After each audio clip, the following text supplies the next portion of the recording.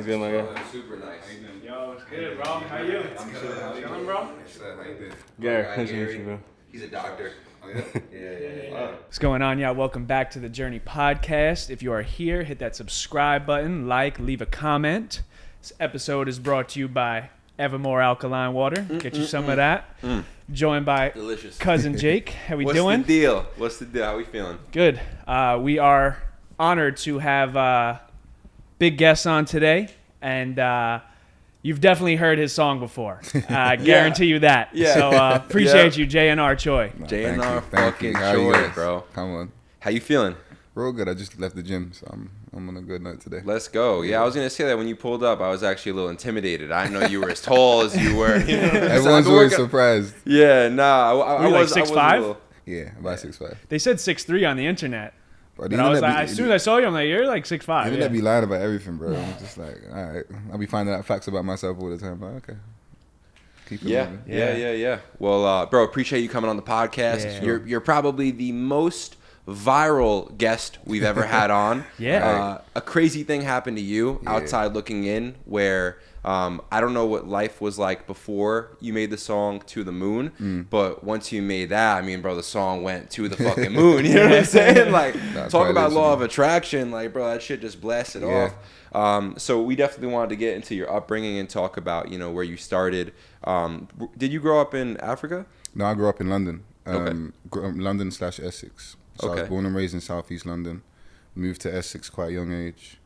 And then was just always back and forth London and Essex. Right. Yeah. And were you like always an artist? Because like I myself, bro, I was a former Division I athlete. You know, he's an athlete. I guess now we're in like this artistic thing. So it's cool later in life finding out more things about yourself and seeing like I don't have to be a dumb jock my whole life. I could be something else, you know? Yeah, jumping in the creative space. Exactly. Were you an athlete? Were you an artist? Like, Nah. I mean, until about 18, I wasn't really even thinking about what I was doing in the future. I was kind of just moving along. And then it was about, 18 going into 19 is when I started learning about just other sides of like the world, you know, just like you said, the law of attraction and stuff, and just like learning to like better yourself and like really work on like, yo, the days are only gonna get further. Like I'm growing up and just tune in. And then I got into modeling. So I guess I kind of jumped into a creative space quite from the jump. Right. It was like nothing to the modeling, which just involved a lot of traveling around, shooting a lot. The creative kind of came in when you're shooting, I guess, because you just have to like imagine yourself on the other side of the camera. It's like the camera's there. I'm pretending I'm on the other side and I can see. you're trying to get that shot. You're trying to get that perfect shot. Yeah. I guess that's when the creative come in, because then you start, you know, getting your silhouettes right, getting your poses right. Music came randomly about 2 years after of just like, I guess freedom. One girl was like, "Oh, you look like a rapper. You should be a rapper." And I was like, Sounds good. Yeah, I was like, "Yeah, why not? Let's try it." And then I made like a song, kept it going, and I was like, "Oh, this is something that I actually really enjoyed doing. Like, this is something that's like, I can take this to the next level." Wow. Was it, I saw something online where it said you heard a song from The Weeknd, or you looked into, or you found out who The Weeknd was, something like that, and like that inspired you?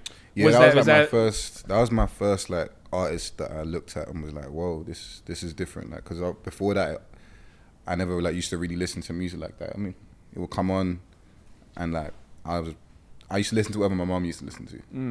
So she's a big fan of like Akon. She was a big fan of like some African artists, Youssou N'Dour, etc. And I would just listen to what she listened to, and we just listened to it like through the TV, whatever, together. So The Weeknd was kind of the first artist I found on my own, type thing. You know, when you're like, you discover something, you're like, "Oh, this is crazy. This ain't that popular right now. No one else in my class is talking about it, but like I've just discovered this whole thing." And it was just the fact that he was so unique and he didn't make music like I traditionally heard on the radio. That's what kind of drew me towards his sound. Also because this girl kind of introduced me to him, so I I had to pretend I knew some. Right. Yeah, of course That's funny when you're trying to impress a girl and you're acting like you care about what she likes.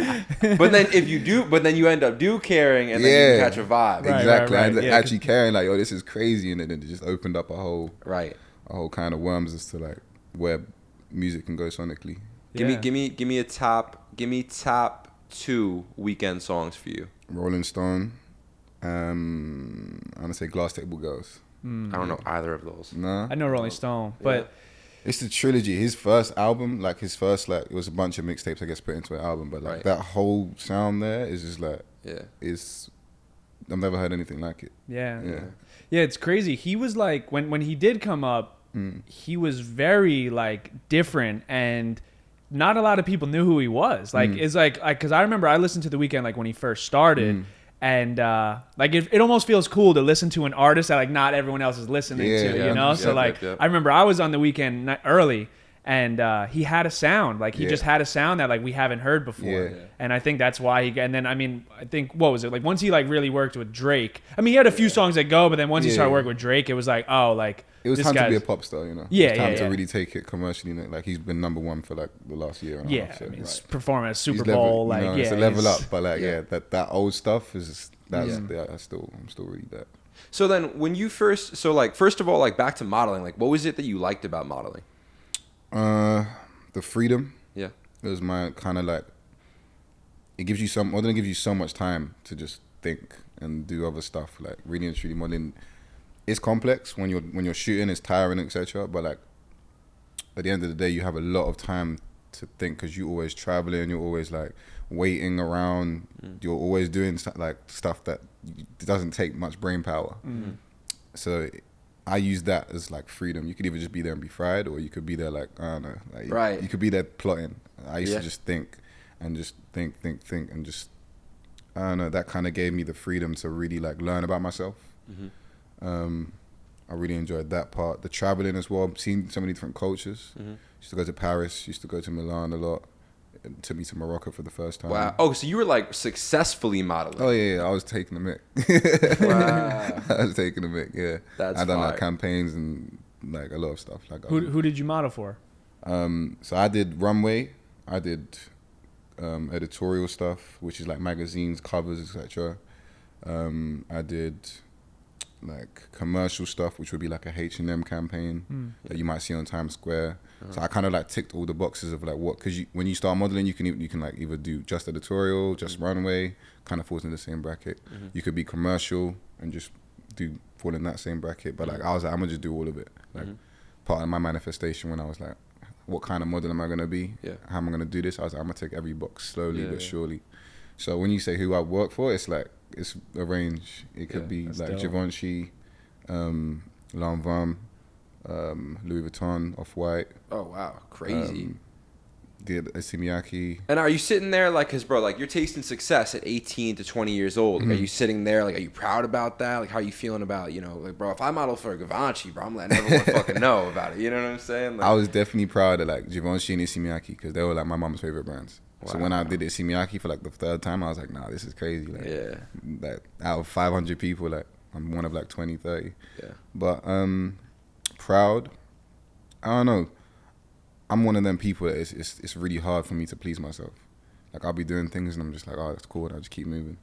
So I would say I was proud at them points. I'm always proud when it has something to do with my family. Yeah. Do you like that about yourself? That you don't really smell the roses? You kind of just move on to the next thing? Yes and no. It helps a lot with getting really far because you like far for like there's no far anymore. There's no ceiling. Yeah. So you just never really stopping, which is cool on, I guess, in every aspect because you never really get comfortable, you never get complacent, and like the sky's the limit. But at the same time, it's like you don't really like deep what you're doing. You don't really like sit there and go, whoa, like this is crazy. Like you need that pinch sometimes. I get it when some people tell me and they'll be like, they'll just say something and they're not even directly telling me I'm doing something successful, but they'll mention something that I'm like, oh snap, maybe I am doing something right. So how do you like handle that? Because I think like if you lean too far either way, I think it's bad. So if you have a bunch of people in your ear telling you how good you're doing, you're crushing it, you're killing it, like you could get a little complacent, you can get a little full of yourself. Sure. And then also when you're dealing with the hate, if you really listen to it and you read the negative comments and all the bad things people are saying about you, dudes from your hometown hating, like you could kind of get in your own feelings. So like, how did you dealing with both sides of it? Because I'm sure you got both. I really just switched on autopilot. Yeah, I went into autopilot mode, which is just like take every day as it comes. No high is too much of a high, no low is too much of a low. Like, because even BTS, there were so many things happening that was just emotionally roller coasters, whatever. But you would never be able to tell. Like, no one around me could tell. Even if I couldn't even tell myself. Like, something would happen and I would completely just brush it like it didn't happen. Something terrible would happen. I'm like, whatever, like keep it moving. And then same thing with being good. I guess that's how I balanced it. Yeah. It's a crazy lifestyle, bro. This whole fucking celebrity, I'm not a rapper, but like celebrity, rapper, influencer, entrepreneur lifestyle. There's no college for it. Like there's no, I mean, I guess you could have a mentor. Like that would be dope. But everyone still has their own experience. You know what I'm saying? And the way you view it is going to be different. The way, like, you could have some mentors that were in the rap game, you know, and they could tell you how things are. But it was a different time. It was a different place. You guys are two different people. So, like, they can only tell you how they felt. With social media, it's almost like, bro, like, I guess you could take advice from, like, a Busta Rhymes, like, which we'll go into. But at the same time, it's like, bro, it is a whole new world. And, you know, every year it gets crazier and crazier and crazier. And it's cool for us creatives because it's like, whoa, like, maybe there is something new we can do to have more of an opportunity. Like, I think it's cool as fuck. Like, I know outside looking in, maybe it's in some ways. Well, one, are you a little annoyed that when people see you, they bring up To the Moon a lot? No, grateful. That's beautiful. It makes sense. Yeah, right. But that and I think that's amazing because, like, bro, I could tell, like, right there, because you could be annoyed by that because you could be like, I'm so much more than this. But I feel like by you not being annoyed, you're just being a real person because that's what the fuck happened. Like, bro, like that you had a smash viral crazy thing and you're not coming from this place now of like, oh, well, I'm more than that. You are more than that, but you used fucking, what I'm saying is we're using TikTok. You used something that was new and it fucking and it worked in your favor, bro. So how long before To the Moon were you making music? 3 to 4 years. 3 to 4 years. Yeah. And then talk to me about that. Like, what are those 3 to 4 years? That is 10,000 hours times 10, bro. That was like That was like, okay, cool. I've found myself. Like, I really know myself. I was heavily inspired by The Weeknd, Tory Lanez, this sound of just like being versatile, being able to just sound like 3 different people in one song, and you hear any of those voices and you know it's them. And I was just focused on like taking the music global. Like, that was like my main focus, because where I came from in the UK, at the time it wasn't really common for people to even like try and branch out to other countries, cities, states, whatever. Now it's a lot more popular, and everyone's really like successfully doing it, which I love to see. But 4 or 5 years ago, it was like, make music for the UK. Wow. Right. And I was like, nah, that's too easy. Like, I could do that, but I could do that in my heart. Like, I could do that in my sleep. People in the UK at the time, it was just for them, usually. And then like you decided you wanted to go Afro global. Swing, stuff like that. And I was like, it's all a vibe, but it would be too easy for me. Like, I'll be doing myself a disservice if I put myself in like a box like that. So I spent all those years really just like honing in on a sound that like could only come from me, if that makes sense. Yeah. It was really just like working with just the same producer every day and just really experimenting. Just like whatever comes out, let it come out. And I learned how to engineer, so that would help really like guide my direction, because it's really hard to be able to be like, yo, I want this to sound like this, and for the people to just understand what you mean. And unless you got a really good relationship with your engineer, it's not as easy to be like, yo, I want this and this sound. It's not, you know. Right. So I really sat down and learned how to like record myself, which helps so much with just experimenting and being able to try new things that you might not feel comfortable trying in front of other people. And it's just like a lot of trial and error. I put out maybe like 20 to 30 songs. Where were you dropping them? On all these DSPs. Okay. Yeah. So the first song was in like 2018, 19. That's the one that kind of like triggered me like, oh, yo, this could really be something. Because I was performing it the next week and people were singing the words and I was like, yo, this is crazy. Yo. Wow. I've been doing this stuff for like a couple months. Like, You caught that like beginner's luck. yeah. I could feel like the energy of like, oh, yo, if I could do it on this scale at this Mm-hmm. point, I could like take this further. Like, I could definitely roam. So then I was traveling around, working with different people. I went to Sweden, was working with people in Sweden. Kept dropping. Came up with the concept of like the spring and summer collection and autumn winter collection.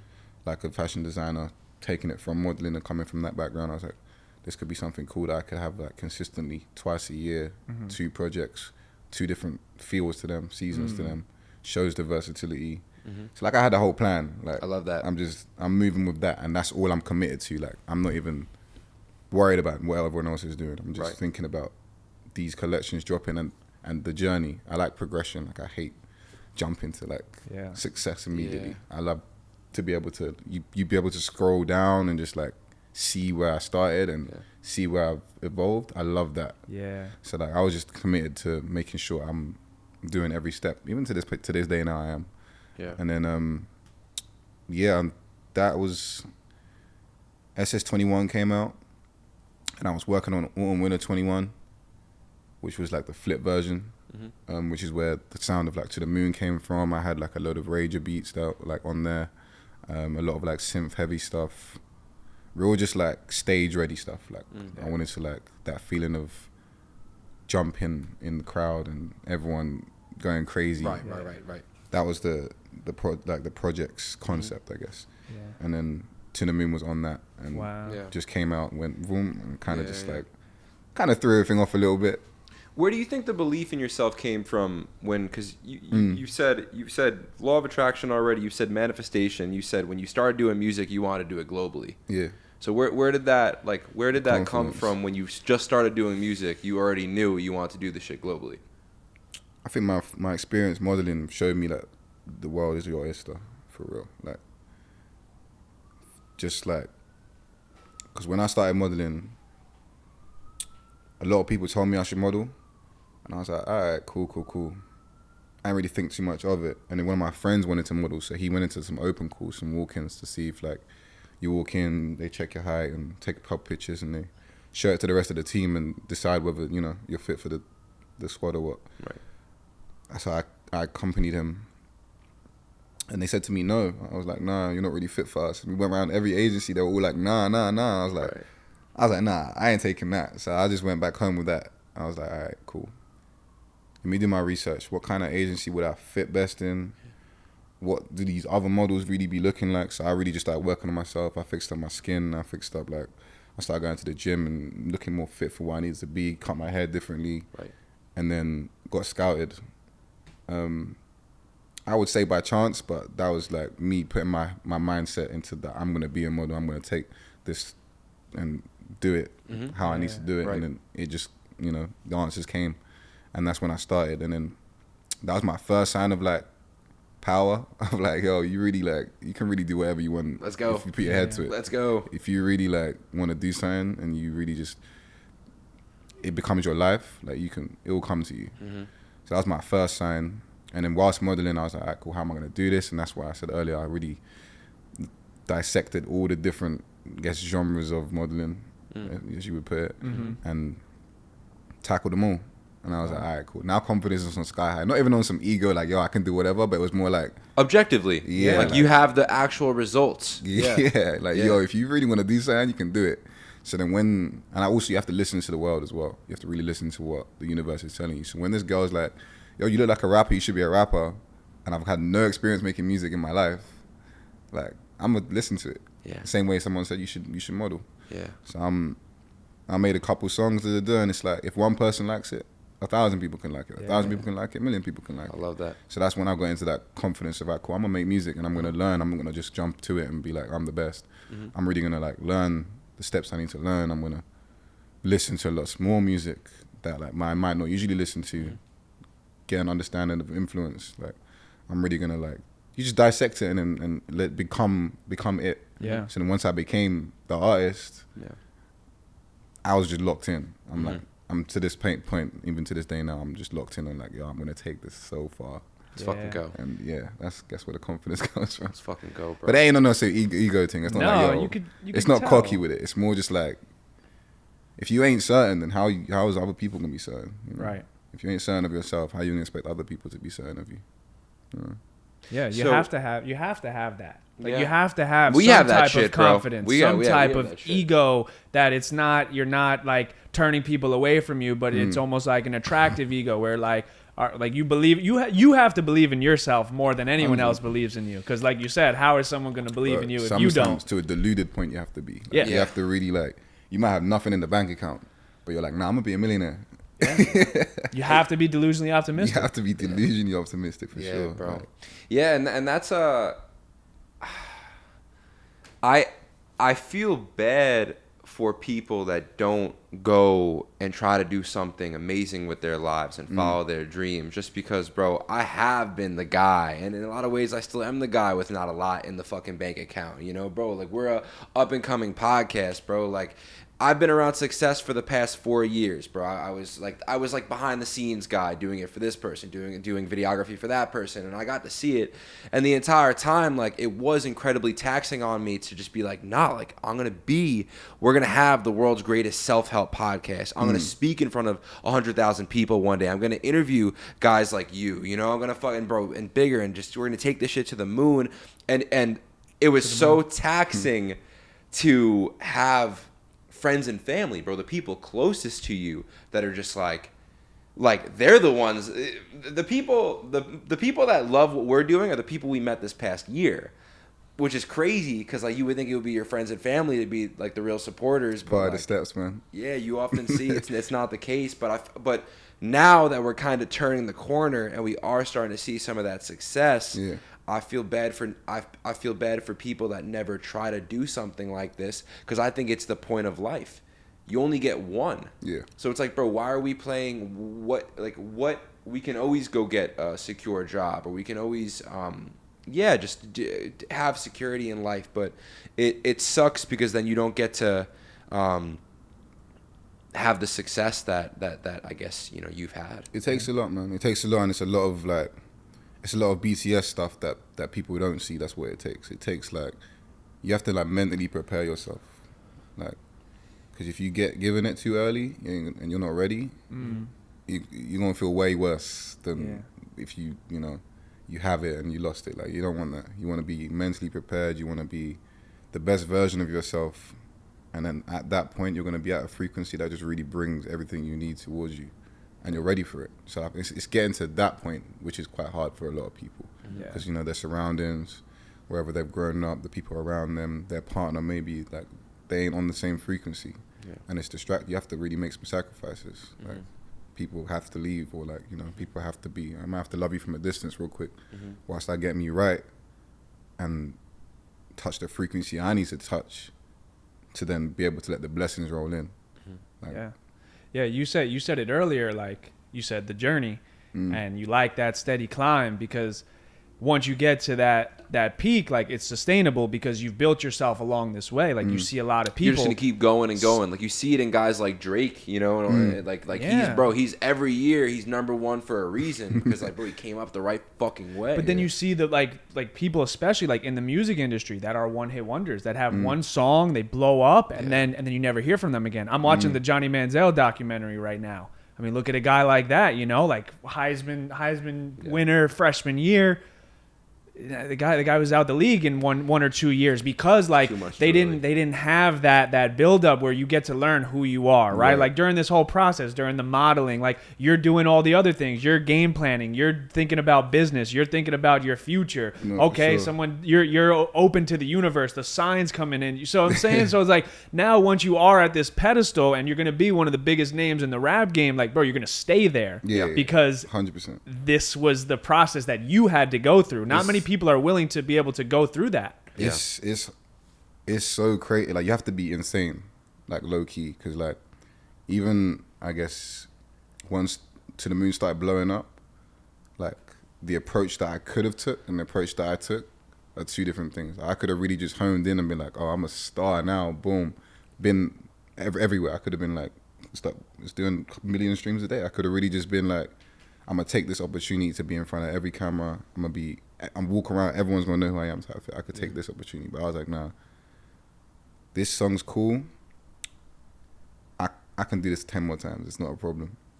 So let me use this first time experience of like being, I guess, in the industry to a professional point. Because I want to say not professional. That sounds like it's like not giving props to the people who are doing this without being signed or being, you know, but first time being exposed to such like the business side of things, the labels, it's a different world in the music industry. Yeah, trying to be an independent artist and then first like making music in the crib with your friends or like people you met on the internet and dropping it and being like, oh, fan base, that's one beautiful thing. Right. But being like having every label call your phone every day for like months and then having to have negotiations and then having to like really be able to read people.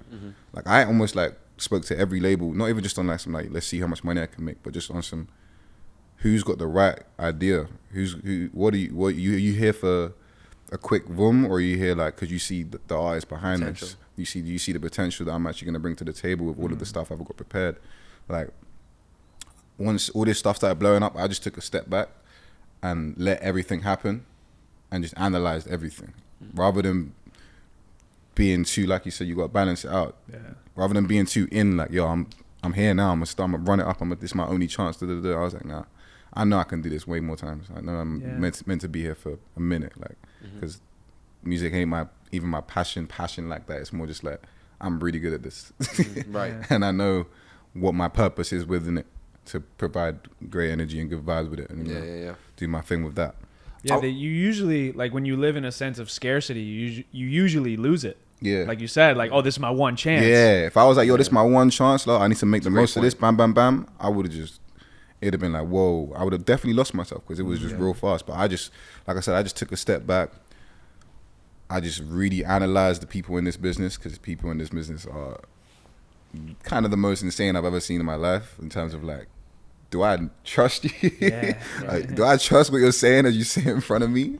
Or are you know, have you got a gun under the table? And I came across a few experiences like that where I was just like complete, you know, I'm lying to your face with a smile on my face and I've got the strap underneath. So that I got to experience that, but I also got to like really be myself within it. Like I made sure that I focused on the right things, the relationships with all the DJs who are spinning my stuff, with all the producers who I genuinely am fans of and want to work with. I kept them relationships rather than trying to chase pictures with artists and meet more stars and be like, yo, I'm with da-da-da. It was more just like, let me focus on what actually matters here. Producers, to keep the music elevating, to bring the ideas to the table and bring more to the world. The DJs who are spinning my stuff and who literally work every single day to, you know, show the world new music, new good music. I need these people. Like, these are the relationships I need, not like your next da-da-da-da and da-da-da-da, like. Right. Yeah. So I really just analyzed the whole thing whilst everything's going on. I'm like, all right, cool. Now I'm in a great position to do this for a minute. You know? Yeah, absolutely. I know the right people, not the wrong people. So now, when labels are calling, like, what are they saying? Because I'm assuming before this, you haven't had much. Before To the Moon, you weren't having that much global success, like you said. Like, nah. To the Moon was now labels are calling. Yeah. What are they saying? Some of them were wilding, bro. I had like no caller IDs calling me and be like, yo, 200K right now. I'm like, Really? and I'm just laughing like, yo, how do you think that's gonna work? Right. How do you think you're gonna call me and be like, yo, 200K, and think, yeah, like it really just showed everyone's true colors in terms of what was going on. Like, You didn't want the 200K? hell no, Why? because it's about more than that, man. Okay. 200K can come and go. Like, Right. You want you want people that believe in you. You want people that are gonna take this and not just be like, all right, put everything into one song and then that's it. You need the people that see the vision. So I was really just like dissecting everybody on like, yo, who's really here? I could have made 3 mistakes if I chose, the wrong team, the wrong people. But yeah, thank God I knew myself and I knew how to move within that. And why? Because when they give you 200K, like, do you sign your life away? Is that what happens there? Like, do they, like, why would you have accepting the 200K been a bad idea? What did they do? Because it could have just been, all right, cool, now they got a piece of the pie. They don't really have to do much. Like, that song by itself was doing 1 million streams a day without no marketing other than posting a TikTok. I didn't pay for no promo, no nothing. Wow, it's crazy. So on its own, it's generating a lot of money. Right. Everyone wants a piece of that pie. Yeah. So you feel like you could just tell immediately, like, the inauthenticity. Yeah, 100%. Like, people just trying to make it. You're going to give me 200K, which it's already making, like, I don't know how much 1 million streams, 2 million streams a day is, Right. but I forgot the numbers on that, but it was like, the 200K is going to be made in like a month. Like, I don't need, just for you to now have like a percentage in what's being made. Like, that's not what I'm here for. It's not about the money, it's about a team. Like, who's doing the marketing? Who's doing the radio? Who is the CEO? Where's the love? Where's the love on this? Who's going to actually fulfill out and play out this idea, that vision that I've got in my head of what the artist that I am, and who's going to be able to project that to the world? Right. Not who's going to give me some money. Quick cash. Yeah, it's who believes in you as an artist, not just this one song where it's like, oh, what can I get out of you for this period of time while he's hot? You'd be surprised how 200K can disappear, bro. Yeah. 200, yo, I decided that 200K, that would have been gone in a month, bro. That would have been gone in a month. I want you to even, because I'm actually a big fan of Sam Tompkins. I like him a lot. Obviously, he was on the song. When you made To the Moon, were you working on that song in the studio with him, or was it more he just kind of sent you his piece? I got sent a beat, and it already had his sample on it. Oh, so he already did it, and then you just went on it. I didn't even know, ignorantly, because I was really just making music. I was getting sent beats, and I was just recording, just putting stuff together. Like, I didn't really understand the music business like that. So I was really just like, ignorantly going into it, like, yo, this sounds amazing, da-da-da-da-da-da-da. It was only until it was released, a couple of people hit me like, oh, yo, yeah, my boy Sam's on it, da-da-da. And I'm like, who's Sam? Like, I don't know who he was at the time. I didn't know there was a sample on it. I didn't even know it was a Bruno Mars sample. Like, I was that, like, I'm a big fan of Bruno Mars. Yeah. Like, but I didn't even know that specific song was the da-da-da-da. Like, I was living under a rock at the time.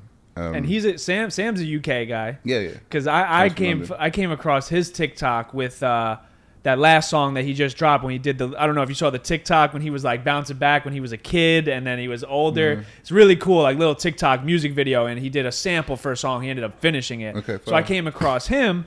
I knew of To the Moon when it came out. I heard it, obviously everyone's heard it, and then he told me one day, it's fucking crazy. He was bro. like, everyone has heard it. Like, everyone fucking heard has it. Like, when I've been telling people like you've been coming on, they're like, yeah, it sounds familiar, and I just play the song. They're like, yo, like immediately as soon as it hits. I made so much money betting people on that. I'm like, yeah.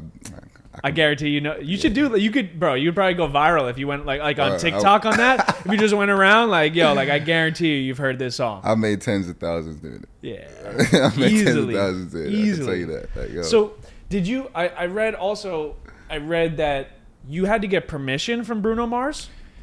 Yeah, so it got really technical when the song dropped. So, like I said, a lot of people started getting greedy and stuff. I don't know how much I'm allowed to talk about it, but it was like, it turned into a thing where it was like, if you don't sign to me, I'm taking the song down.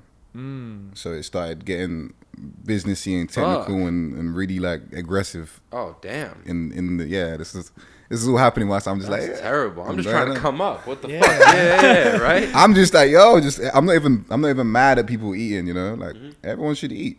But it was like, I don't know, like I reached out to Sam. Okay. When I'm getting told that, oh yo, Sam's on this. I'm like, oh snap, my bad. I found the TikTok that he made. I'm like, oh snap, yo, what's good? I hit him up. I'm like, yo, let's talk about this. I wanna like make it right. I wanna make sure you get your recognition and you're gonna get your money for it, Right. as you should.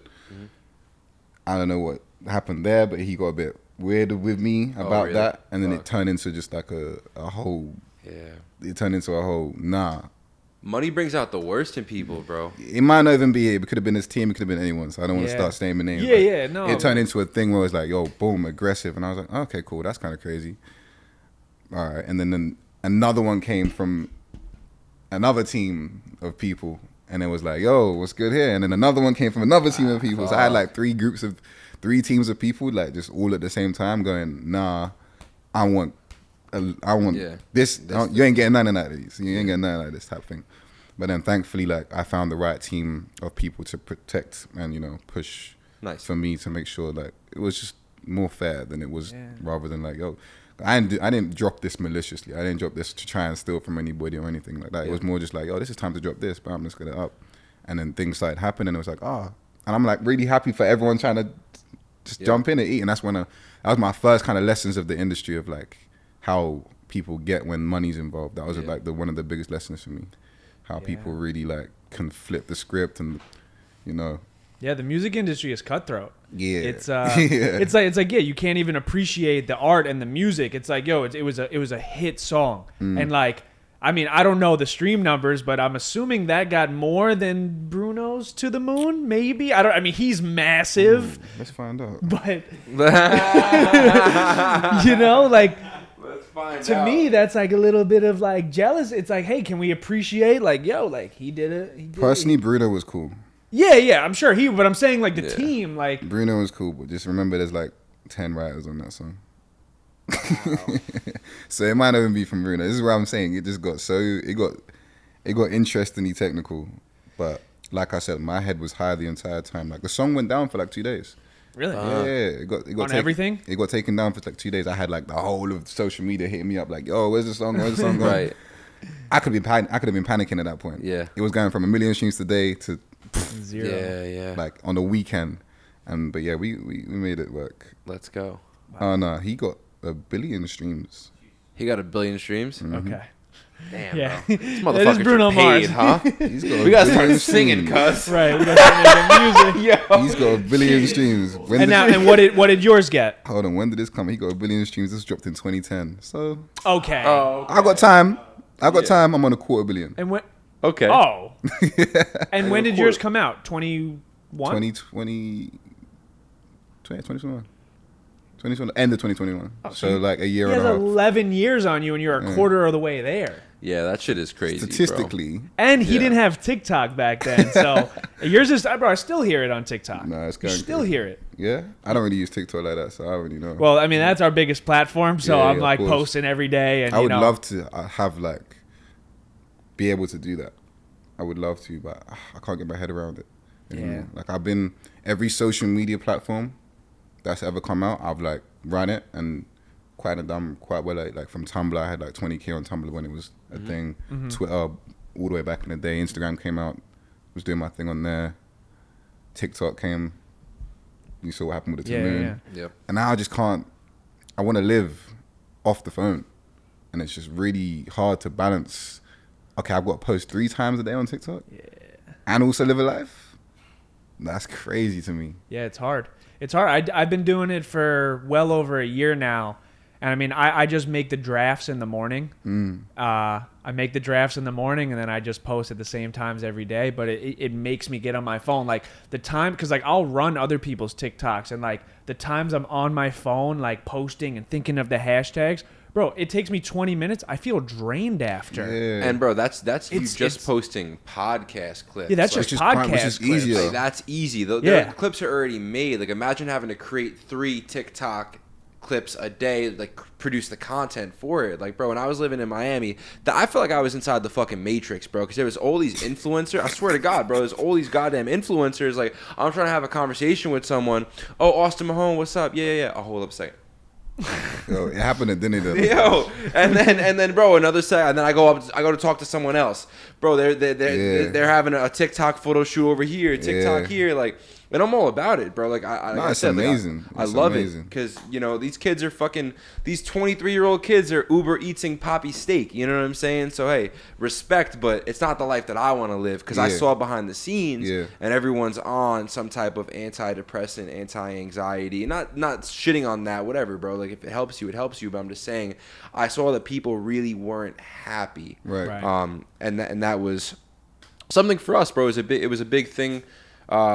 For us, just seeing, when we come up, we want to come up differently and come off like real values. I guess would be the case. Like I said, bro, I'm doing a 16-day social media fast right now. Wow. And bro, when I go back, I don't think I'll ever go back to like daily stories. Yeah, I don't think I'll ever do that again. I think I done what you did without meaning to, and it changed everything. To this day, I don't even scroll through Instagram like that. If I catch your stuff, like fire. But like, I can't scroll through TikTok.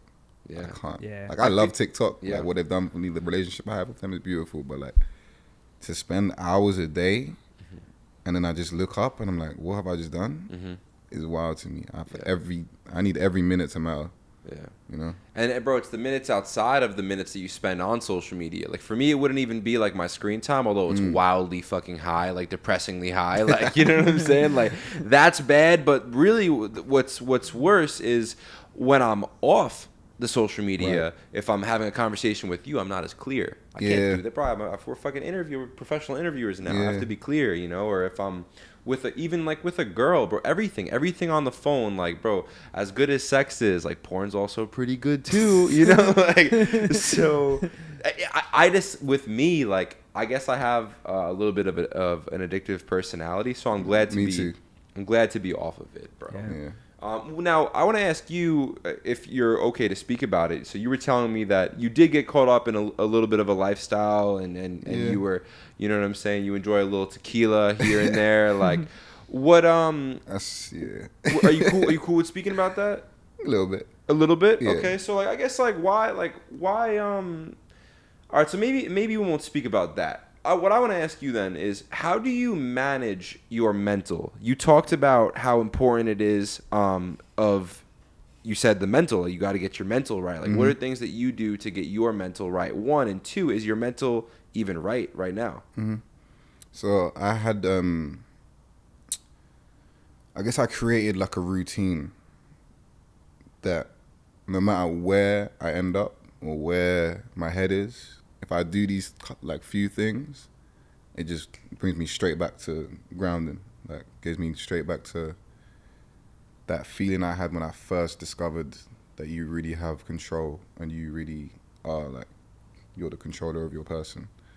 So the first one is genuinely meditating, like not just sitting there in silence, but like actually just like for like 20 minutes, just letting all your thoughts just run around, run loose, and just watch them rather than like being into them and being, oh, what's this, what's that, like just letting them run around. Second, reading. I've read The Power of Now like 8 times. Yeah, since fucking shout out Eckhart. Yeah, since like 2017, 2018. That book genuinely changed my life. Wow. That was like the book that like made me realize that when I said that this is all in your control. That was the book that done it, and I've read that book like 7, 8 times. What was the biggest piece you took from it? Ooh, I take something new every time. I guess just the biggest one. Just what's something you can remember right now? Maybe not staying in the present. That's the biggest one. Yeah, staying in the present, and because as blatant as it is, a lot of people don't do it. Yeah. And it's just like being right here, right now. Yeah. Not worried about the future, not worried about the past. Both of them are fake. This is all we have right now, like this moment. So that is like the big, kind of like the whole, I guess, the book. But that's like the key is like You got to read the 300 pages though Yeah. to really understand the There's message. some gems in there that you're just like, and what I don't know, it's my first time also reading something and being like, I'm not the only one that thinks like this. Because what a lot of these books be doing for me is reassuring me that I'm not crazy. Like, I'm reading this book by Rick Rubin right now. I think it's called The Create. So I don't even let me find out what it's called, because I'm not even looking at the name. I'm just like, bro, I know this book is what I need to be reading right now. Nah, bro, I be saying that shit all the time, bro. That was big for me, you know, bro. I didn't believe in self-help, bro. Right. Like, I didn't believe in any of this shit, bro. Like, for me, it was just this thing where it was like, it was literally, I went through something crazy in my life, and it was the first time that I picked something up, and I'm like, hold up a second here. People experience this, but then, bro, and then you read another book. People read another one, and bro, I read a book from 6,000 years ago. And you're like, oh, I'm not crazy at all. People that tell me that I'm crazy, they're probably dealing with it, and they're just afraid to speak about it. No, genuinely. And then that's what triggered me. The book I was mentioning is The Creative Act by Rick Rubin, and there's a couple of things that I've been saying for the last year to my friends, and I've never read this book until, like, I guess this last few weeks. But my friend started reading it, and he was like, "Bro, the things you were saying to me are in this book." Wow. And then it was stuff like, I guess I said to him, this whole like last year, I've been letting I've been sitting back, and I've been letting like an unseen hand guide me in everything. Like, stuff will just make sense one after the other, and as long as I stay present, I'm gonna just keep seeing the next message, I'm just following that, and that's like, been on autopilot just doing that for the last year. And it's literally in the book, it says the exact piece about that. There's that and some other things, but it was just like, yo, I'm not crazy. Saying that to people, they might be like, what? Like, no one's ever said it. what's going on, guys? I hope you're enjoying this episode. I'm in Williamsburg, Brooklyn at Anthony & Sons Panini Shop, enjoying this beautiful sub. Gonna wash it down with an Evermore water, rare alkaline source, pH levels 8.8 to 9.1. Keeps me hydrated through the summer. Go to your local store to find your Evermore. That's what's so cool about the self-help shit, bro, is that every book realistically says the same thing. Yeah. It's just reading, you have to be constantly reminded of it, you know? And that's what's so beautiful about, like, self-help isn't teaching you anything new. It's just waking up in something inside of you that already recognizes that truth. For sure. Yeah, bro. We read all the fucking time, bro. Yeah. We read all of it, bro. We're big on reading, bro. Reading is fucking... You know, it's certainly something for me. First of all, it keeps you sharp, but it's also something for me where you just come across something, bro, and you read a sentence and you're able to like meditate on that sentence for like fucking days. You know, it's beautiful. All right, bro. So you do the meditation, which I love. You do the actual meditation, 20 minutes. Yep. You're you don't half-ass the shit. You know, you're really a witness of your thoughts. That's beautiful. Then you read. What else? That's more for a reminder. And then journaling. Journaling is like the most important one. Being like familiar with your thoughts.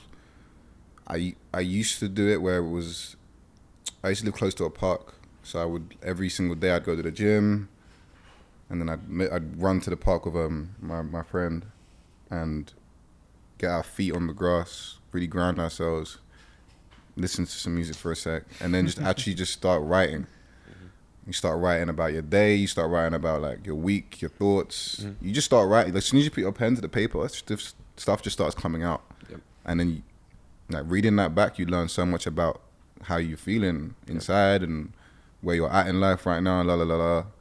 And then also manifestation on the side as well. You know, what you want to be and how you envision that. Like, finding like mind movies. My barber put me onto like affirmations, like 2017. I got to thank him so much for that. Shout out to Sean. But he one reason changed my life. But listening to affirmations all the time and watching mind movies and stuff that stimulates your mind to actually believe that this stuff is real. Like, it's hard. It might not be easy to really realize this stuff is real by looking at it on the internet, you know?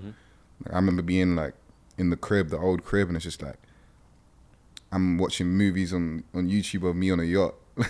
Of who? Or just like, I don't even know my like movies. I don't even know what that is.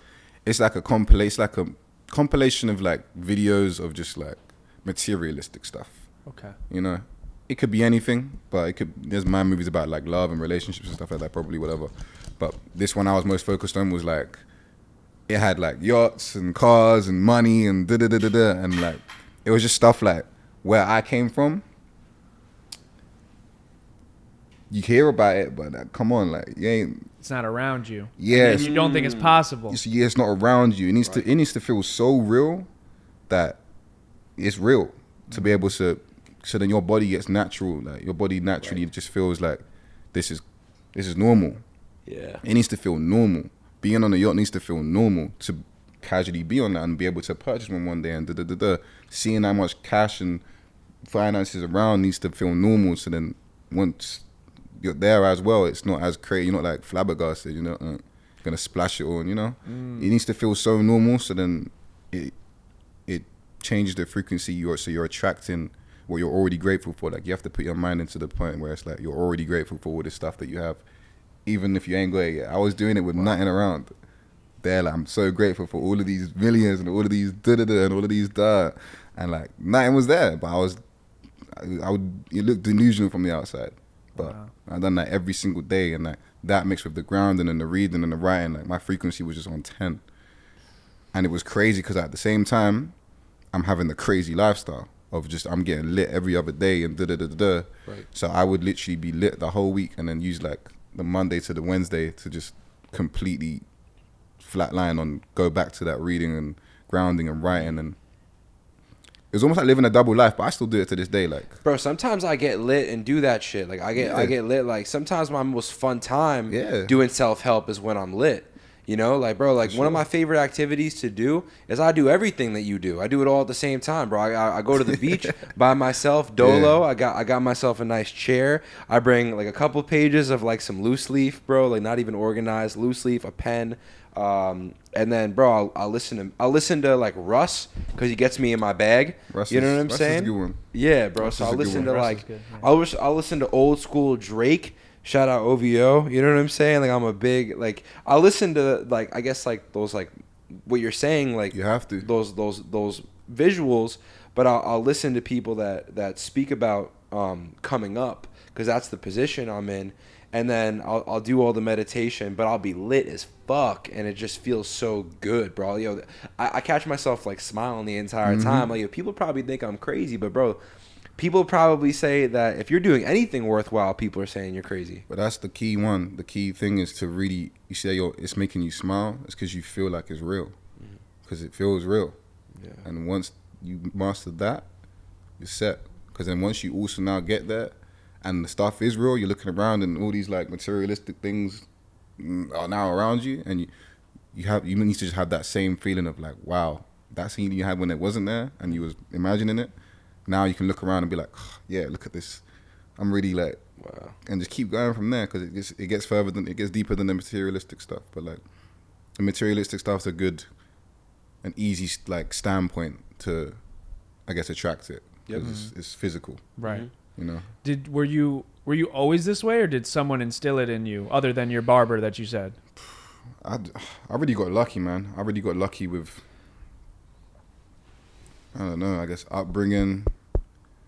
I got lucky with just like timing of just being where I was at mentally at such a young age. There was just one day when I was like, yo, I was just looking at my wall. I'm like in this like tiny ass room. I'm like, nah, this ain't what I want. This ain't what I want for myself. This ain't what I want for my family. Like, the world is a huge place as I've just experienced, just running around touching this modeling thing, like, because I was modeling but broke as hell at the start. Like you really just have to just go for it. You'll be in Paris with like 30 euros in like for the week, and just make it work. So like this was time when I was just like, then I was make it work, bro. Yep. It's just like that emotion of just like, nah, I want way more for myself. That's what just triggered everything. And I guess looking back on it in hindsight, it's probably, that was the point where I surrendered. Yeah. Really. And then from there, it was just, I was so ready to learn that I really just took everything around me whilst I was learning. Yeah. So my barber being one thing, talking to me, he randomly brought up affirmations. I could have just been like, this guy's crazy, man. Kept walking. I could have just ignored that. Or maybe if I got that information too early, I would have completely dismissed it. But it hit at the right time. The power of now came up somehow. I don't know where that came from, but that just came up at the right time. Yeah, just bro, like you just caught a flow, like life, bro. You did the. I'm gonna say a quote that I probably say on every fucking episode because it's my favorite quote in the world. It's from Thoreau. If one advances confidently in the direction of their dreams and endeavors to live the life in which they have imagined, they will meet with a success unexpected in common hours. So basically, like, bro, like it's not. Of course, when you first started modeling, you know, shit just started working for you. Of course, bro, when you came out with the music, like you knew you got that like beginner's luck because if you advance confidently in the direction of your dreams, God will throw you bones, you know, to give you that belief in yourself. Do you think that you're special, or do you think everybody can do something great? I think everyone can. Yeah. And it's crazy because I usually see it a lot in everybody. That's my thing. I'm really good at like seeing it in the people, and it's really hard sometimes trying to like. You don't want to tell them what to do, and you don't want to tell them. You just want to shine light on what the light that's inside, and like you can really try and put a whole torch. You can put this whole light on someone, and they don't see it, you know. And then I don't know. I just learned quite early that everyone's got their own journey, and if everyone goes through the same lessons, everyone goes through the same thing at different parts of their life. Like we could be going through the same thing at completely different ages, and it's just like life's like a video game. It's my friend. I said this the other day. Life is like a video game because it's already scripted. But you know when you play in a scripted game but you're playing it as the first person player, like you still have all these options, you know? You're playing Spider-Man, you still have the option to either go and kill this guy first or go and, you know, do this first. Like life is like a video game because it's already scripted. Our journey is already scripted. Where we're going to be is already scripted, but you're going to keep getting tested, and if you don't pass that test, you're going to go through it again and again until you pass the test. And when you pass the test, you get to the next level. You're going to keep going through that again and again and again and again. And it's like life is literally a video game. Yeah. Because we're going to just keep going through the same lessons until we learn them. And the lessons might not be in the same order. Everyone's lessons might not be in the same order. You might have to learn this lesson at this point and this lesson at this point. Like I learned a lot of my stuff real early, and I'm learning different things that I would have probably learned now. You know? Yeah. But yeah. I've used that analogy a lot. Like life is like a video game, but I've also used it in a different sense where also in a video game, you can choose the difficulty you want to play. Ooh. So there's people that choose easy, medium, difficult, you know, hard, and then there's Hall of Fame. Like you're playing 2K or playing all Madden. It seems like something like what you're trying to do is like make it in the music game, bro. You're playing on all Madden. We're trying to do a podcast from the ground up. We're playing on all Madden. Yeah. But there is the people that like, yo, you can choose to play easy mode. You can take the standard route. You can have the whole script written out in front of you, and you just follow the script, which is a lot of people are doing, man. Yeah. People are just following the script, the easy script. And how boring is that video game when you play it on easy? Yeah. It's boring. It's not fun. There's no challenge. But it's safe. You know you're going to get to the next level. You're going to go. It's crazy. You just expanded on it. Bro, I'm starting to believe in reincarnation, bro, because I can't stand looking at my family members that are living a life that they deserve more than. There's no way that they can die without achieving what it is, like without achieving, because I think that everyone's special too. And I think that that's a big part of life, bro, is to achieve whatever you feel like you're great in, is to achieve that thing. And I'm not saying life is necessarily about achievement, but I believe that's a big purpose of the soul. I think the soul wants to, I think your soul understands, like you said, what it signed up for before it came here. But I'm kind of seeing now, bro, like I'm really starting to believe like, yo, maybe it takes a couple lifetimes to get to where you got to be. I'm trying to do it in this shit though. You know what I'm saying? I'm trying to do it in this shit. I feel you. So all right, so let's dive into I had one because like I've heard you like there's been a few times you've talked about like at a young age and like things you went through. We didn't dive into it early. Like talk about your upbringing in the UK. I want like what was that? Because like a lot of us do go through a lot of things like when we are young and we are kids, and like that's when our minds are the most creative, and like you do remember like a lot of crucial points in your childhood that carry with you through your life. So like obviously speaking to you now for almost an hour, like what was it as a kid? Like what was your upbringing like? Like how, like what made you like this man that you are today? I've never really spoke about it. My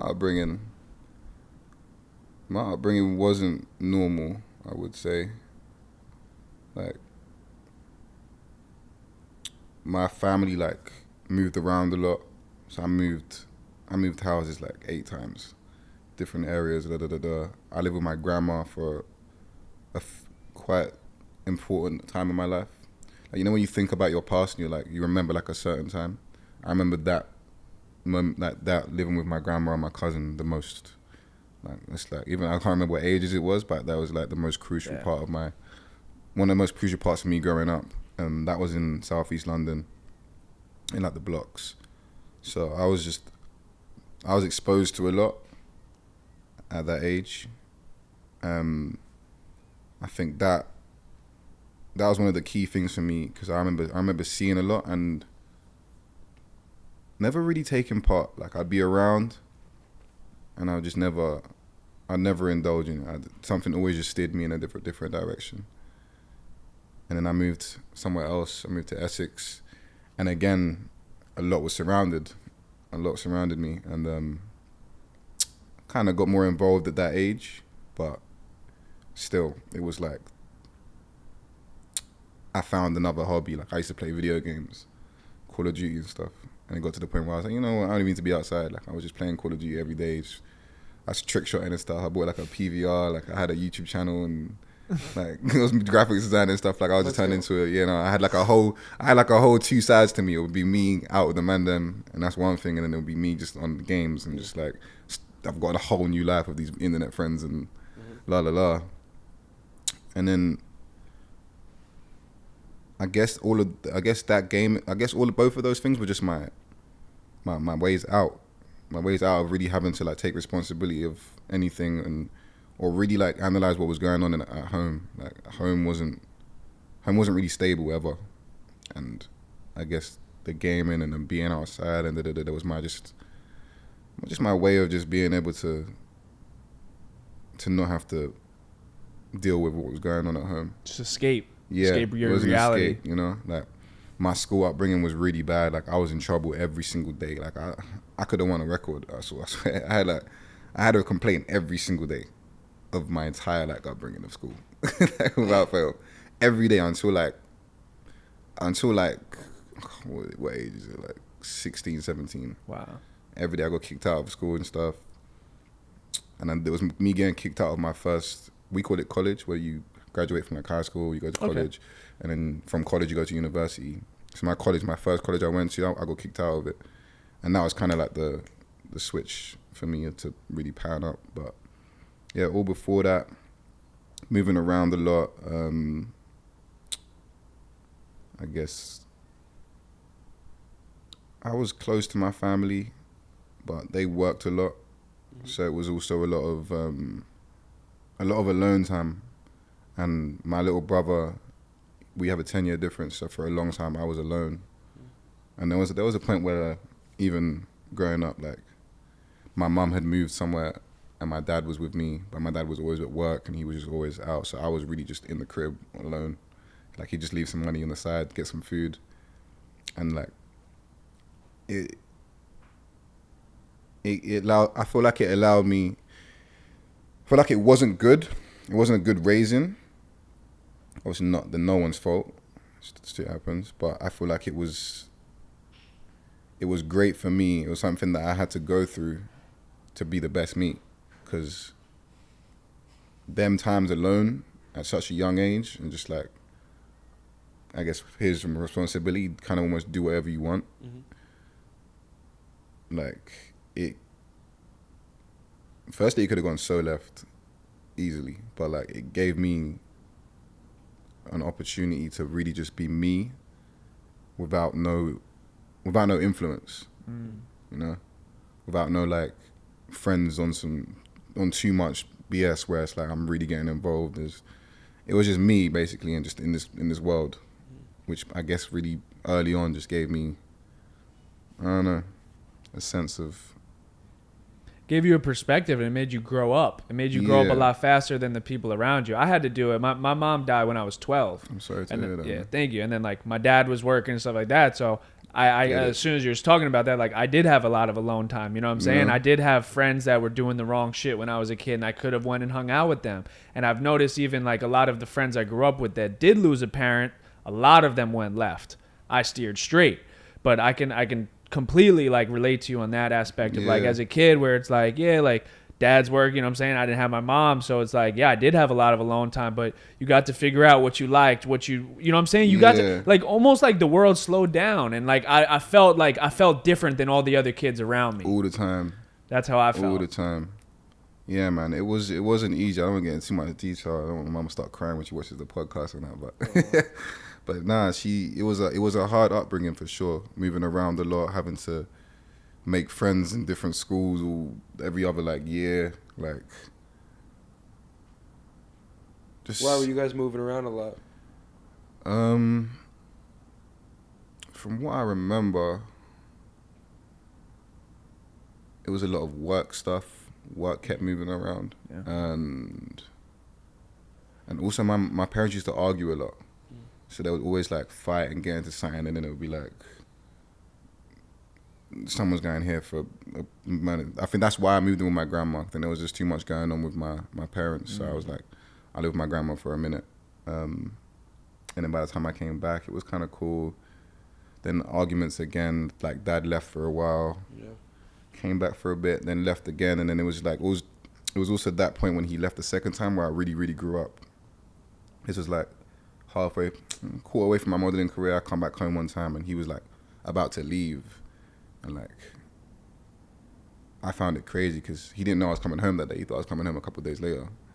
So when he's left now, I was spun for a while, but now it's my like grow up again boots. Like, yo, you got your brother, you got your mother. This is really it. It's go time. You're on a good path. Like, just run it. Run everything you've seen, everything you've gone through in all these years. It's time to use that to just fuel what's in front of you right now, and just it's you against the world, really. So run it.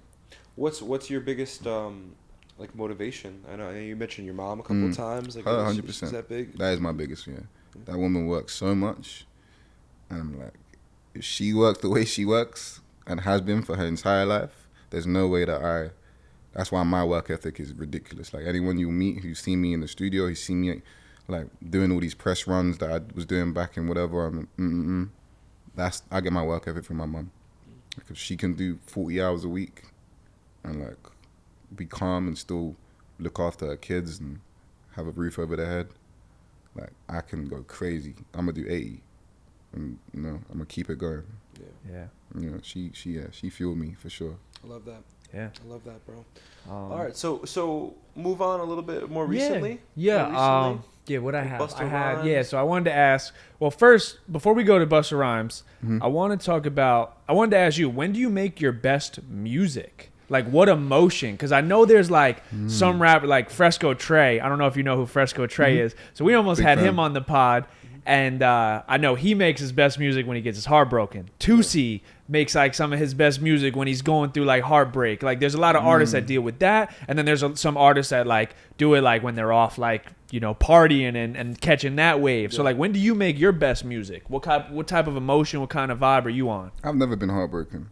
Okay. No? No. Lucky man. You're fucked, bro. Yeah, it's coming for his ass, bro. Yeah, it's gonna I'm gonna give you my number. You can call it any time, bro. Or maybe I have. I remember there was one time, but can you be heartbroken for like 10 minutes?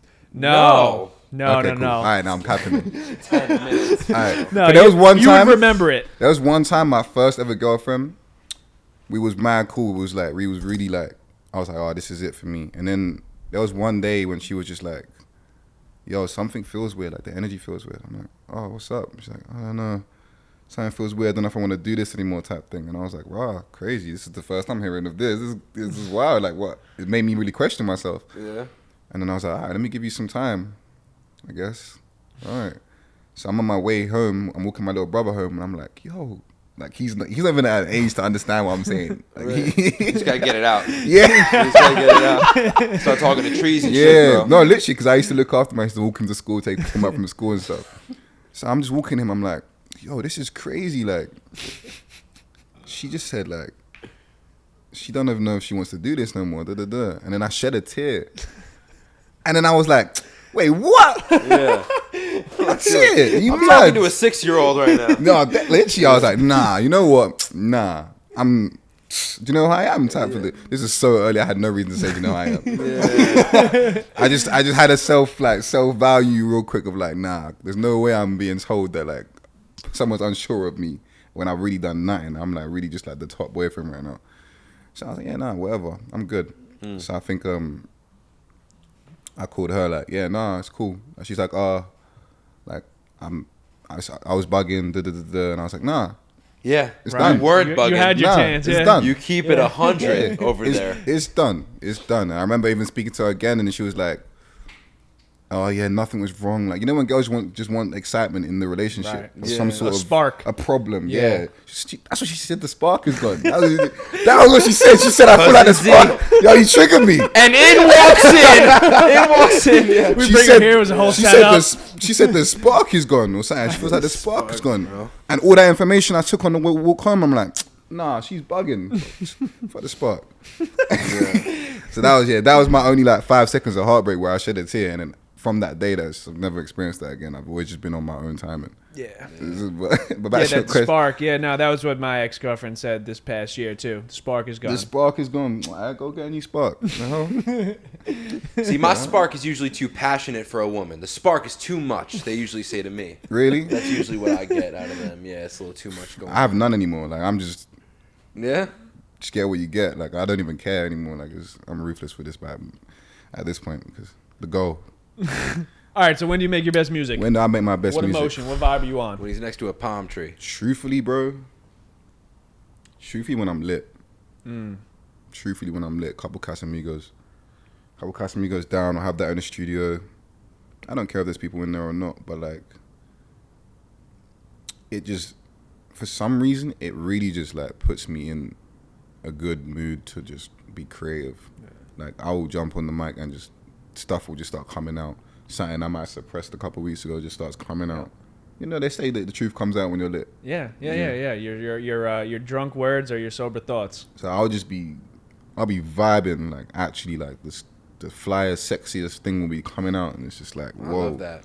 That's when we shoot our best podcast, when we get drunk. By like the hour mark, we're spitting flames. Yeah, man. Yeah. We're spitting flame. We're also whacked. Yeah, we're also sauced. Yeah. And not that I can definitely do it without. I have done actually recently. It's the same quality. Yeah. It just feels more free. It feels like there's not me as an entity. Yeah, bro. Just like writing down what's inside me and giving it to the mic when I'm a little bit lit. Yeah. Alcohol sometimes brings the worst out of people, but then sometimes, bro, it brings out like your best self. Absolutely. So much great things has happened from alcohol, and it's crazy because I'm like, my family don't drink. Like it's not a thing. And I understand as well because the negative connotations to it. I mean, it's different when you celebrate. It's really not that bad. You have to know If how you're to not- if handle you're it. not You an have to addict. know how to handle it and Yeah. control it. And Yeah. if you can use it to your advantage, I mean, bro, so be it. Like, That shit made me M's. Yeah, right? Yeah. I'll be a non-alcoholic after I've made my millions. I low-key did say that to myself too. I was like, you know what, there's one day where I'm just gonna be completely, but like, I'm just flatlined again. I'm restarting life again, and I'm just like a different level of life. Where it's just now, it's just time to live. It's just time to start a family and let them experience the new life, and I experience it through them. You know, when you bring a friend to like New York for the first time, and you're like, yo, let's go do this and do that. Yeah. Imagine you have a whole family. Yeah. Like you got kids and you raising them, and like, yo, let's go do stuff I couldn't do when I was a kid. Yeah. I'm excited to do that. love that. There's gonna be a flatline restart real soon. I love that. I'm I getting love there. that. All right, bro. So what are some things you're looking forward to? Ooh, so I'm moving to LA So LA, yep, LA. on Thursday. I made a random jump moving to New York in February. Not many people know I actually live here, but I was in Japan and I was like, where should I go next? And then a crib just appeared. I just moved in. There you go. Yeah. But I feel like that time's coming to an end now. And it's going to get cold out here. I don't like it. I don't like it here when it's cold. Yeah. So I'm about to move to LA. I'm looking forward to that. I'm looking forward to the jump that it's going to be, because this one feels a bit scary. Moving to New York was like, all right. But this one feels a bit like, am I going to like it? Am I not? Mm-hmm. And I like that. Because whenever I feel like this, something great happens. Something great's on the other side of the door. Yeah. You know? So, yeah, I'm looking forward to that. I'm looking forward to really just, like, releasing more music, man. The business is kind of sticky sometimes. It delays you a lot. It delays a lot of things, and that ruins my frequency, because I'm just like, bro, I'm all charged up for this moment, bow, and then it just doesn't, like, something comes up, or now this is delayed for a few, so I'm like, I don't care about it no more. I'm like, all right, whatever, I'm on to the next. And that is a blessing and a curse, because now I'm like, yeah, whatever. But definitely looking forward to a lot more music coming out. You had a good team behind you? Capable of. You had a good team behind you? Yeah, I got a good team. I really do a lot of stuff myself too. Mm-hmm. I'm really like, I'm a bit of a control freak with that. Just because it's really hard to understand me and my vision, because it's not anywhere near normal. It ain't nowhere, like, even like, I remember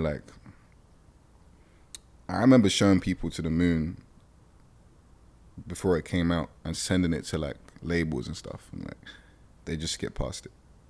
So even after that point, I was like, I don't trust no one's opinion.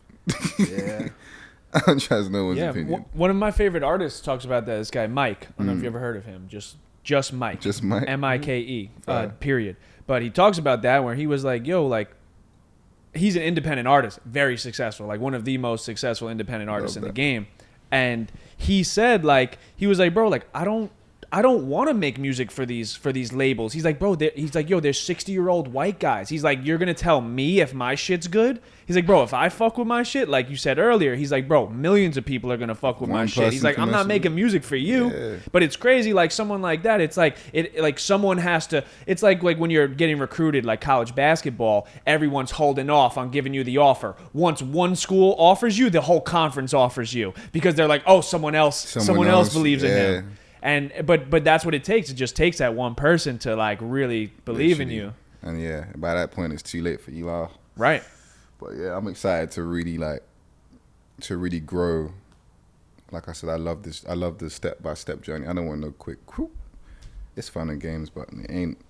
It takes away the passion from things. Mm-hmm. It takes away the love for it. Yeah. If you're making it for the wrong reasons. Yeah. So I'm really excited to just like to be the artist that I am, like, because I'm matured into it now on another level, and it's amazing. I feel good. Yeah. What did it feel like being in the studio with Busta Rhymes and him saying that this was the best energy he's felt in the studio in 10 years from like a legend in the rap game? That was a moment.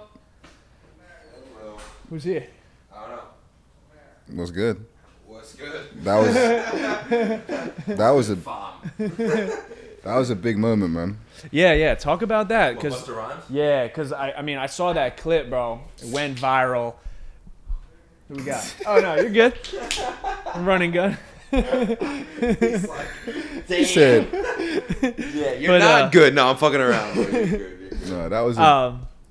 Yeah, what was that moment like of someone like Busta Rhymes saying this is the best energy he's felt in the studio? Because I could imagine the people that guy's been in the studio with. Damn, huh? Yeah, man. He's a legend, bro. That was a big moment because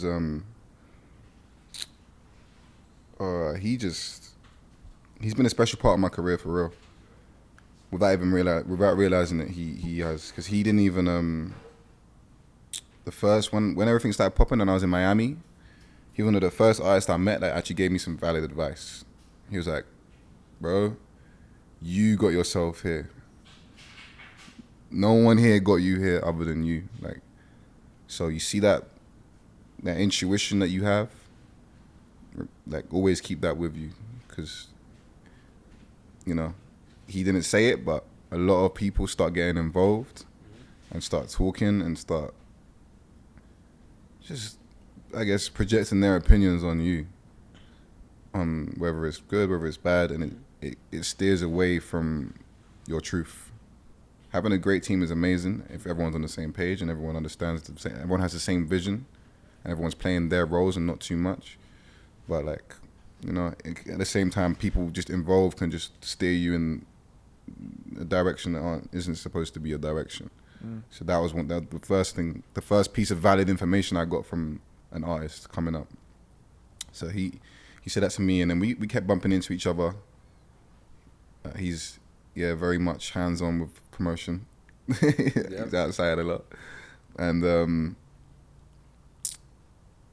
I don't know, as getting to know him more, we just like really just realized we're the same. And like he said it as well, he was like, I remind him of the younger him. The same drive, like the same crazy energy, the same, like, we have the same birthday. Wow. Which is weird. Oh, wow. But we have the same birthday. We're both Muslim. We both, you know, there was a lot of things that was just like, yo, this is, wow. And then for him to say that after hearing the music, because it's like, people play music and you can tell when someone's just like, okay, cool, this is cool, keep moving. But right. He's the cutthroat guy to say if it's whack anyway. But him, firstly, hearing the stuff that I had to release and being like, people come in and play some whack shit, and I'm gonna tell him it's whack. But bro, you ain't missed. You got something great here. Wow. And then to make something with him, and for him to love it as he did. He didn't need to tell me he loved it. I just could tell from the way that he was behaving with it. Right. So he was really like, every like DJ in New York that needs to have that song has the song right now. They've been playing it in the clubs already, been teasing it, been seeing the crowd, how they vibe to it. Like, he's been really like pushing it without even pushing it. He's like, it's one of his favorite songs on his project.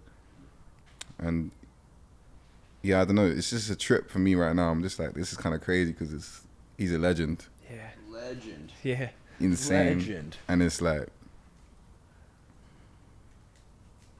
and it's just like more reassurance that I'm in the right direction. Yeah. For me.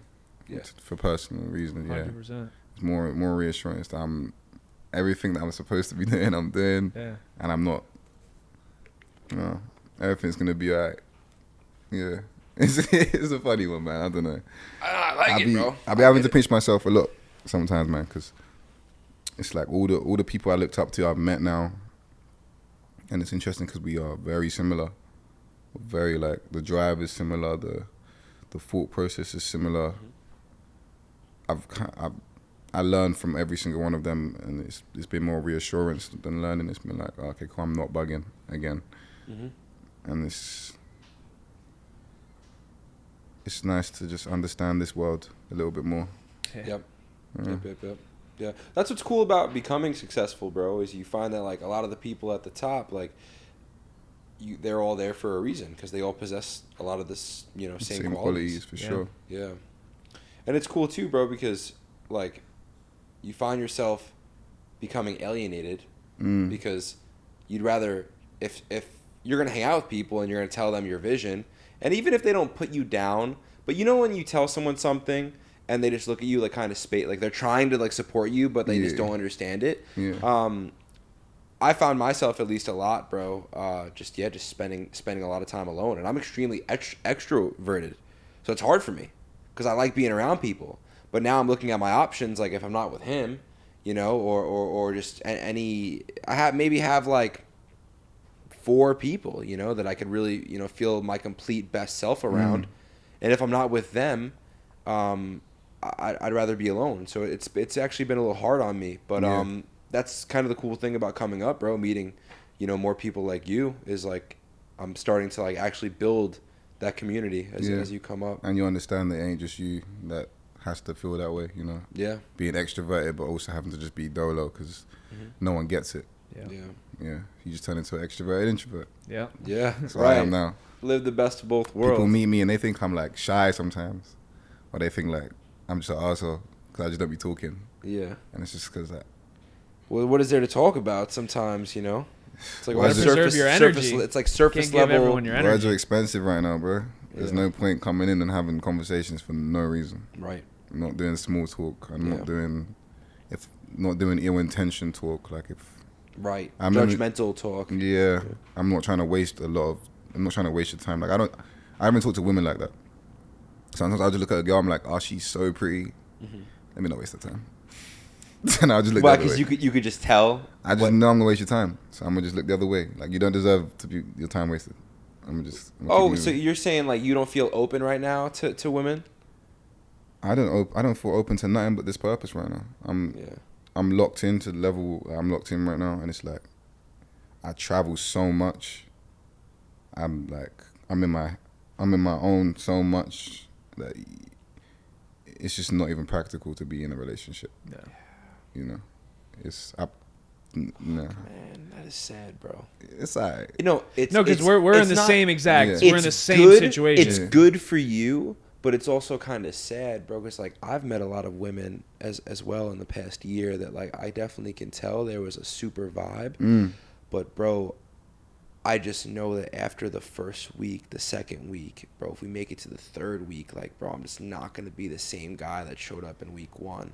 I can't call you every morning. I can't call you every night. I probably can't even call you 3 times a fucking week. I barely call my mother. Yeah. I try to get it 3 calls in a week. Like, sometimes I'm just gone for like 2 weeks and I'm like, whoa. Yeah.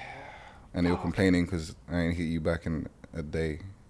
Right, and now it's an issue. And then now you have to feel bad as well. Nah. No? Yeah, not you. Not this guy. Never been heartbroken. It's coming. It's coming. I can't wait. Let me see what it feels like to be That's when heartbroken. you're gonna make Take Care Part 2. Yo, let's make it. I'm trying to feel heartbroken. I've been locked in for like my whole life, bro. Yep. I've been locked in for my whole life. Yeah. Just flick that switch and it's just like boom. And I've tried being in relationships and it's just like there's only so much you can do with someone until it's just too much. Yep. You know.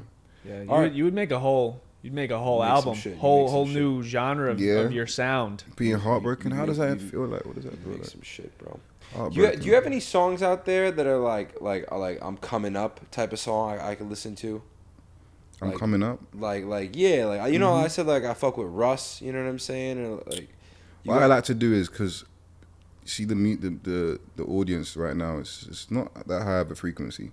Yeah. Huh? So you have to kind of like blend in a lot of low frequency stuff and then add some high frequency stuff. So a lot of my lyrics, there will always be something about partying and bitches and shit like that. And then there will always be a whole flip of like what I had to do to really get here mentally. Right. You know, physically. Like I've touched on meditating, I've touched on that, but like you might run past it unless you really listen to the words. Yeah.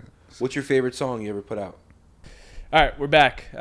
Technical difficulties. We are. It was my fault, everyone. It's There me. we go. I will take responsibility. But okay, so where we left off, favorite song. What's your favorite song that you've put out to the public that is out there that people can go listen to?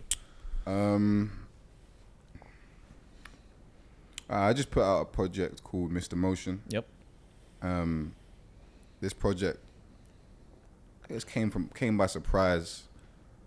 It's like a 5-song EP, and really it was just to like get my raps off. Like a lot of the music I've released is very like, it's got the wavy hook, it's got like the melodies, it's a vibe, and it's like, but there ain't been much substance. It's been more just like, this fire.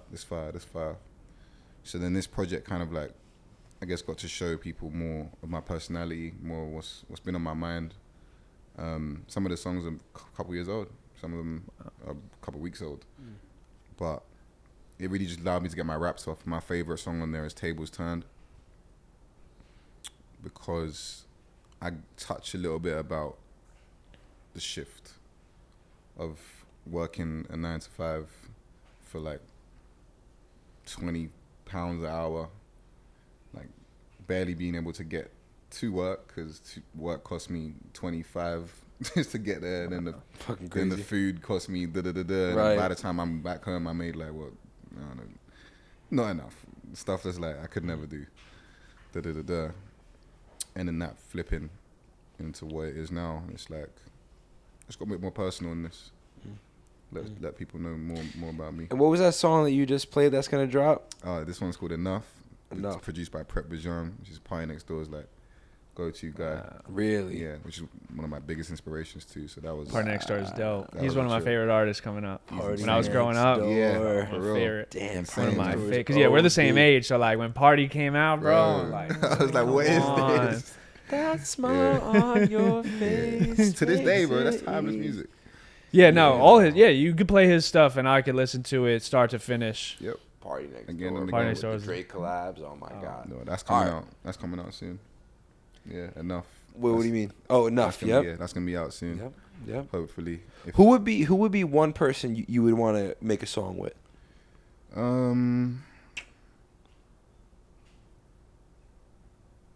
I mean, Future will make some cool stuff.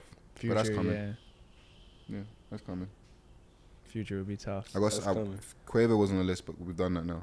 I got some with Quavo. That's crazy. Yeah, I saw the music. You guys are shooting the music video. Yeah, short video. Yeah, that's ready to go.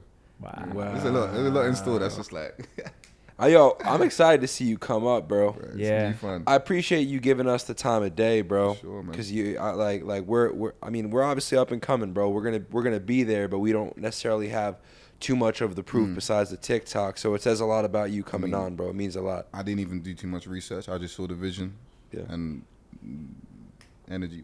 That's beautiful, really bro. it. Yeah, Like, appreciate that. I ain't gonna look to like, oh, how much views they get, how is stats. Nah, I ain't look to that. We get some The shit, way but you we're spoke- the way you spoke and the way that you guys like present yourselves is Yeah. what drew me to you. It's like nice, bro. And the key point was that you're not just like asking like bland questions. Like you're asking in-depth questions. Yeah. Like stuff I've never spoke about. Wow. Family, like Yeah. relationships. Like no one ever gets into it. Yeah. So Yeah, that's what we do. That's what this platform is built on. That's how it came up. Yeah. So yeah, our last question always for all of our guests. It ties into all of that. What is your purpose? my purpose is to show the world that you can do anything you want in this world. Like anything you put your mind to, you can do it to the highest level. That's Love my that. purpose. Beautiful. Time to show. Thank you guys for watching. Go check out his EP, Mr. Motion, streaming on all platforms. Yes. Come on. I think my favorite song is it Esta? Yeah. Esta. That was my favorite That song. shit's a heater. When That the was a beat hit. When drops. the beat drops. When Yeah, the like beat drops, that shit goes crazy. Southside, right? Yeah. Yeah. Yep. Cool. Yeah, that was a hitter. Good to But know. yeah, appreciate know. you, bro. Yep, This was thank dope. you, man. Appreciate you guys. Evermore. This water, it's too good. It's too good to be true. It is real Honestly. smooth. I'm really picky with water. Like this is real smooth. Like I'm really picky with water. It sounds so spoilt, but yo. We want an extra 1,000 for that. No, like, comment, subscribe. Yo, Cut. if it ain't Evian, I ain't got it.